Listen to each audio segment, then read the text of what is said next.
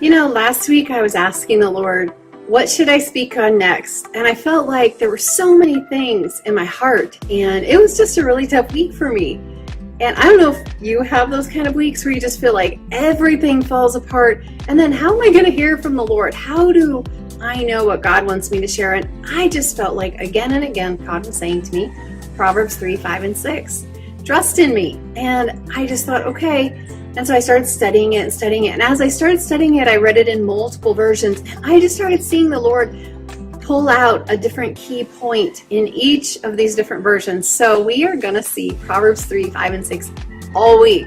But we're going to see it in a different version each day and a little bit different thing that I feel like God's pulling out of that. So today we'll start in the New King James, and it says, trust in the Lord with all your heart, and lean not on your own understanding. In all your ways acknowledge him, and he will direct your path.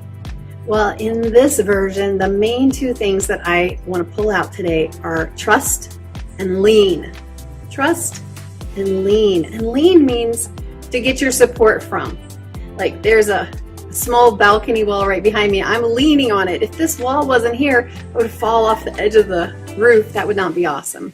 So I know I can lean on it and it will keep me. And God is that strength for us. But if we lean on the wrong thing, if we lean into the wrong places for our strength, it will not end well.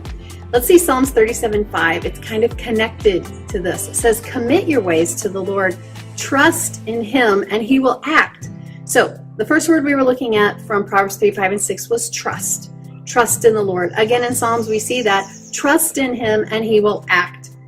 2 Chronicles 32, 7, and 8, we're seeing Hezekiah and his people are in a bad place, and the Assyrian king is coming after them, and he has huge armies, and there's so many people, and they're so outnumbered.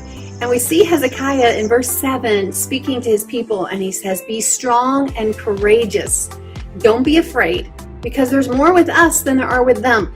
Now, it didn't look like there was more with them, okay? But then he goes on and he says, because with them, they only have the arm of flesh, okay, to lean on.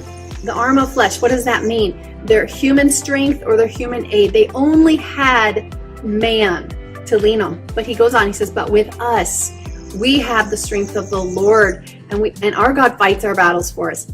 So looking back to Proverbs 3, 5, and 6, as we trust in him, as we lean on him, not on man, not on our own wisdom, not our own abilities, but on him, then he acts for us, he fights for us, and he will always be there for us.